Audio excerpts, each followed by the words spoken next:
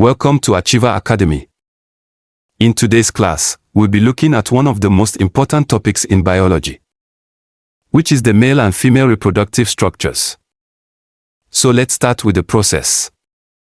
The process we're talking about is called sexual reproduction. Sexual reproduction involves the combination of genetic information from two parents to produce a new organism. The special reproductive cells involved are called gametes. The male gamete is the sperm. The female gamete is the ovum, commonly called the egg cell.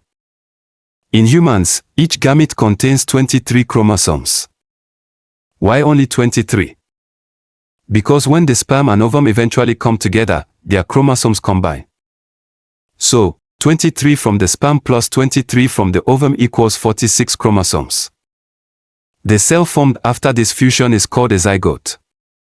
That zygote then begins dividing repeatedly and eventually develops into an embryo and, later, a fetus. So the basic story is, sperm plus ovum fertilization zygote embryo fetus.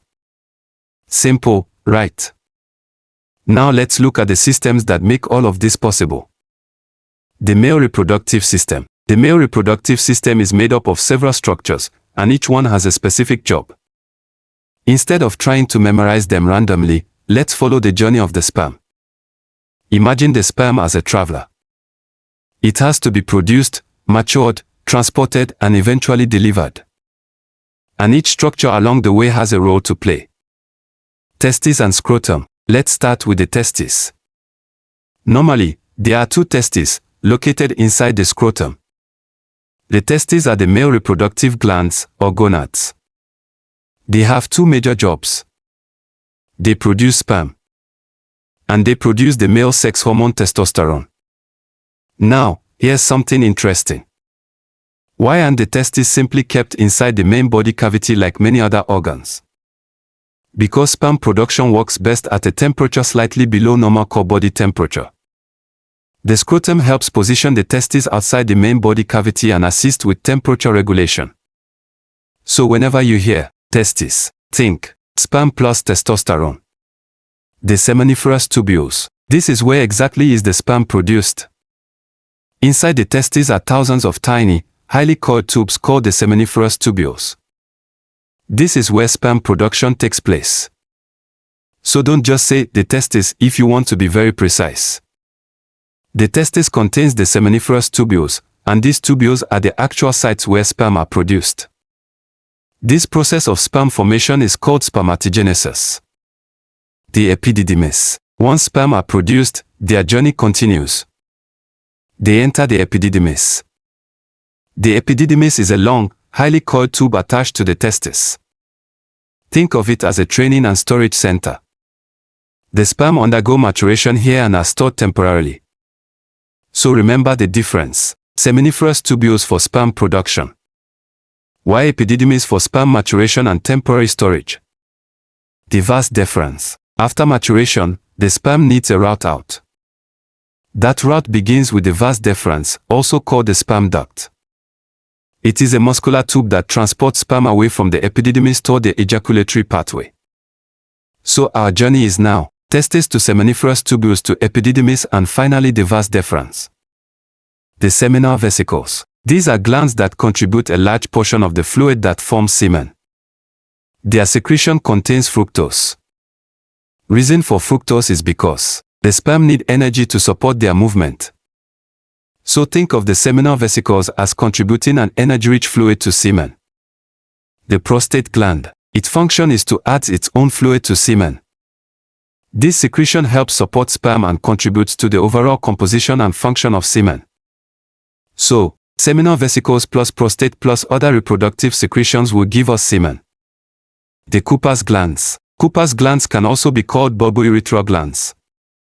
They produce a lubricating secretion that contributes to the fluid released before ejaculation. Their secretion can also help neutralize acidity in the urethra. The goal is to provide a more favorable environment for sperm. The urethra and penis. Eventually, the sperm containing semen enters the urethra. The urethra is the tube through which urine leaves the body, and in males it also serves as the passage for semen. The penis contains erectile tissue that becomes filled with blood during erection.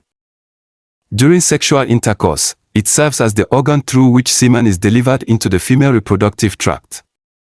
So the sperm journey can now be summarized. From production to maturation to transportation, then mixed with glandular secretions and finally passed through the urethra. Now let's look at the female reproductive system. The female reproductive system. The major structures include ovaries, fallopian tubes, uterus, cervix, vagina, vulva, and clitoris. And again, we are going to understand them by following the journey of the female gamete. The ovaries. The ovaries are the female gonads. There are normally 2 ovaries. They have 2 major reproductive roles. They produce and release female gametes, the ova. They also produce important reproductive hormones, especially estrogen and progesterone. So, ovary equals ova plus reproductive hormones. The fallopian tubes. After an ovum is released from the ovary, it enters the fallopian tube, also called the oviduct. The fallopian tube provides a pathway between the ovary region and the uterus. And here's one of the most important things to remember in this entire topic. Fertilization normally occurs in the fallopian tube, usually in its ampulla. So the fallopian tube is not simply a passageway. It is also where the sperm and ovum can meet. The uterus. After fertilization, the resulting zygote continues its journey toward the uterus. The uterus is a muscular organ with a specialized inner lining called the endometrium. The developing embryo implants into the endometrium. The uterus then provides the environment where the embryo and later the fetus develop during pregnancy. So, fallopian tube for fertilization. Why uterus for implantation and development? Don't mix those two up. The cervix. It is located at the lower part of the uterus is the cervix. Think of the cervix as the narrow lower portion of the uterus that opens into the vagina. It forms a passage between the uterus and vagina. During childbirth, the cervix dilates to allow the baby to pass through the birth canal. The vagina. The vagina is a muscular canal connecting the cervix to the outside of the body. It has several functions. It receives semen during sexual intercourse. It serves as the birth canal during vaginal delivery. And menstrual flow passes through it to leave the body. The vulva and clitoris. Now let me clear up a common confusion. The vulva is not the same as the vagina. The vulva refers to the external female genital structures. The vagina, on the other hand, is an internal muscular canal. The clitoris is a highly sensitive erectile organ within the vulva and plays an important role in sexual arousal. So, vulva is external genital structures. Vagina is internal muscular canal. Now enter into the reproductive systems. The reproductive systems ultimately produce specialized cells called gametes. Human gametes are haploid, meaning they contain one set of chromosomes. That means 23 chromosomes. There are 2 major gametes, sperm and ovum. And they couldn't be more different in appearance. The sperm is the male gamete. It is very small and highly specialized for movement and fertilization. It has 4 major regions: head, neck, middle piece, and tail. Let's start with the head. The head contains the nucleus, which carries the male genetic material. At the front of the head is the acrosome. The acrosome contains enzymes that help the sperm penetrate the surrounding layers of the ovum during fertilization. Behind the head is the middle piece. The middle piece contains many mitochondria, because the sperm needs energy to swim. And finally, we have the long tail, or flagellum. The flagellum propels the sperm forward. So think of it this way: head contains genetic material and acrosome.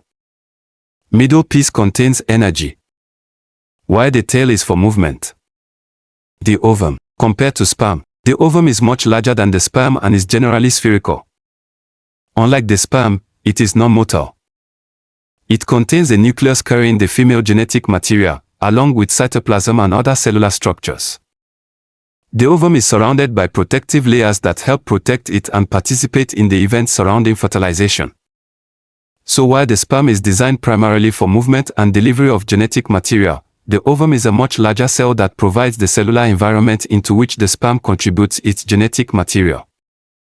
Fertilization. This is the moment where everything we've discussed finally connects. A sperm travels through the female reproductive tract toward an ovum. If one sperm successfully penetrates the ovum surrounding layers and the genetic material from both gametes combines, fertilization has occurred. Remember, sperm equals 23 chromosomes. Ovum equals 23 chromosomes. After fertilization, 23 plus 23 is equal to 46 chromosomes. The newly formed cell is the zygote. The zygote then begins a series of cell divisions. It develops into an embryo and eventually a fetus. And that is the beginning of a new human life. In this case, let's put everything together. The male reproductive system is specialized to produce, mature, and deliver sperm. The female reproductive system is specialized to produce ova, provide a pathway for fertilization, and support implantation and development of the embryo and fetus. The male gonad is the testis. The female gonad is the ovary. The male gamete is sperm. The female gamete is ovum. The sperm and ovum each carry 23 chromosomes.